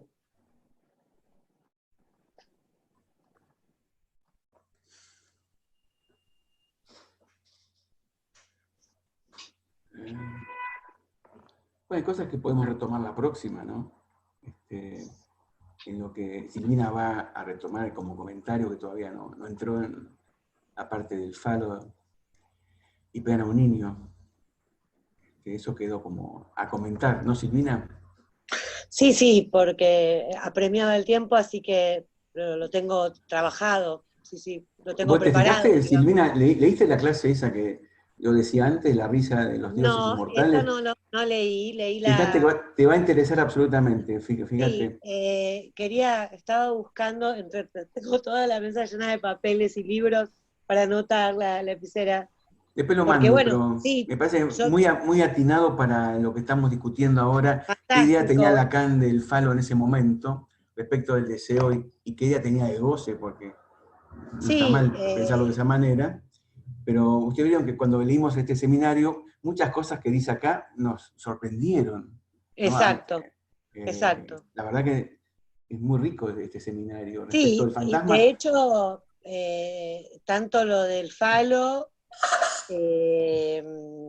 la función fálica, el falo como significante, lo que dice la clase siguiente también es muy bueno que lo nombré, no sé si recuerdan, en esa en esto que cómo se presenta el sujeto y el lugar que, cómo se pierde, ¿no?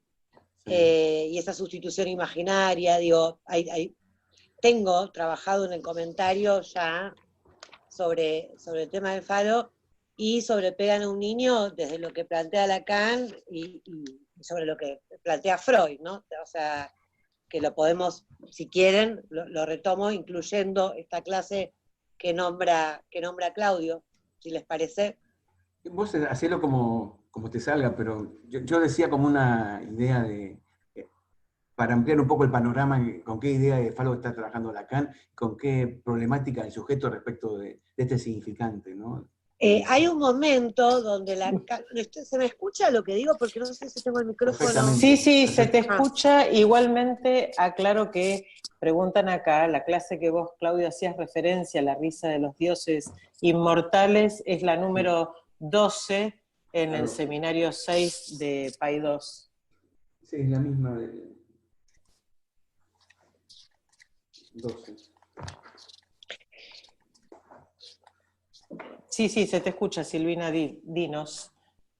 Sí, me parece que me perdí. No, ¿con qué estábamos? Porque me quedé enganchada ahora tomando prestando atención a qué clase era la que vamos a incluir. Es de 11 de febrero, del 11 de febrero con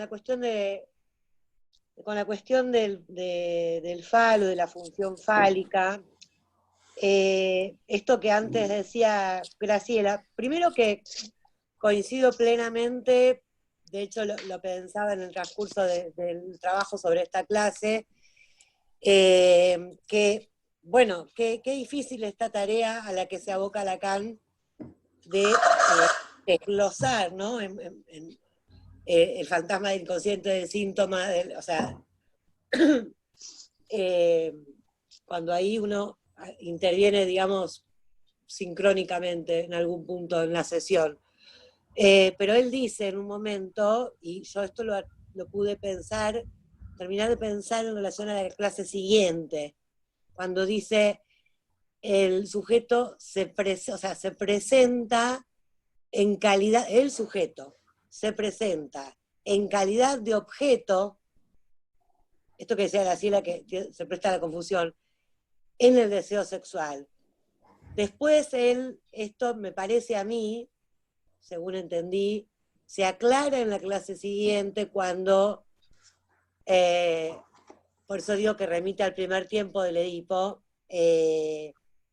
porque se presenta el sujeto efectivamente en calidad de falo, ¿no? El falo de la madre, del deseo de la madre, y luego, si se identifica en relación ahí a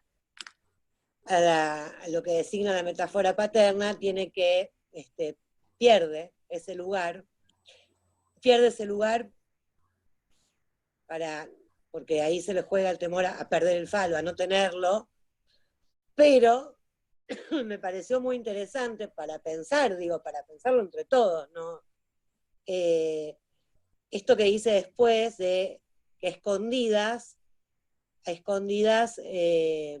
se reserva este lugar de ser el falo, a nivel inconsciente. Dice, a escondidas e inconscientemente, él sigue siendo en ese ser para ser inconscientemente el falo, para seguir siendo el falo, ¿no? Y también, ya que estamos, hay una... No me gusta tomar digamos, las descripciones como prescripciones, pero me pareció interesante cuando Lacan dice, en relación a la tarea del analista, cuando está hablando sobre todo de la neurosis obsesiva, que se trata de despejar el deseo como tal, sin quedar inmerso en la dialéctica que justamente se le pone en juego entre el ser y el tener. Me parece que, digo que esto tampoco va de suyo, que esto es algo que se va aprendiendo, porque efectivamente cuando si uno se mete, ¿no? Como en esta dialéctica, en cada escena que de la vida arma el obsesivo, se mete en una encerrona de la que es muy difícil salir. Ahí yo me preguntaba si eso tendría que ver con esto de ni lo uno ni lo otro, ¿no?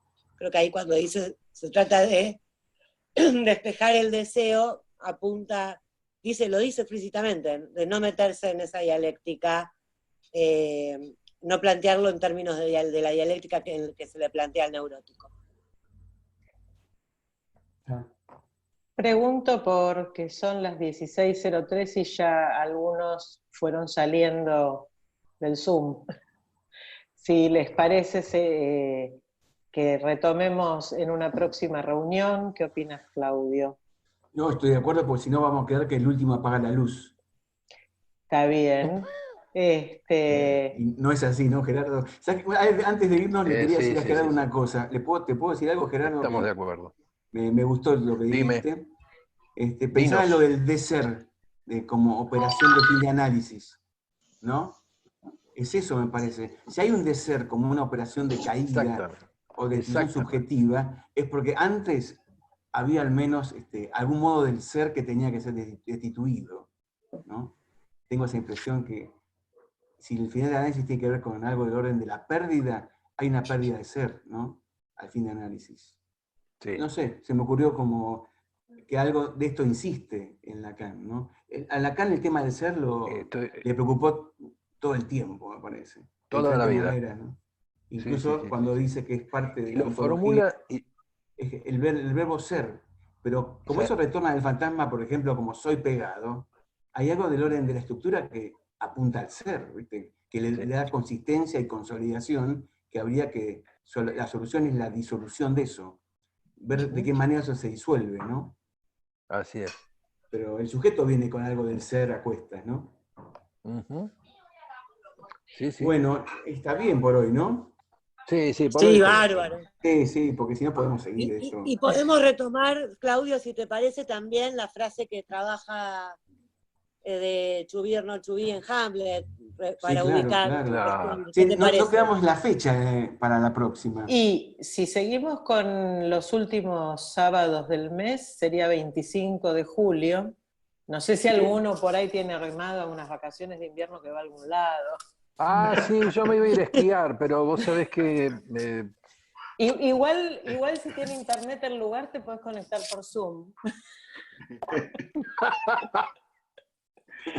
Bueno, espero que todos estén bien de salud, y la próxima también, ¿eh? Sí, ojalá. ¿Cuándo es entonces la próxima? ¿El 25? Y ese es el último sábado, 25 de julio. No es feriado de nada, ¿no? No. No por mí, digo para que puedan estar todos. Silvina, muchas gracias por tu Si ya no sabemos ni cuándo comentario, es sábado, ni cuándo es domingo, ni cuándo es lunes, ¿qué nos vamos a fijar si es feriado? Bueno, 25. Muchas gracias. Un largo feriado esto. Muchas gracias por la escucha. Es una pesadilla feriada. Bueno, hasta la próxima, un gustazo, che. Bueno, muchas gracias a todos. Quedamos, Alejandro, Chao, yo un abrazo Silvina, con adiós. esta... Chao, Ana Irigoyen. Un abrazo.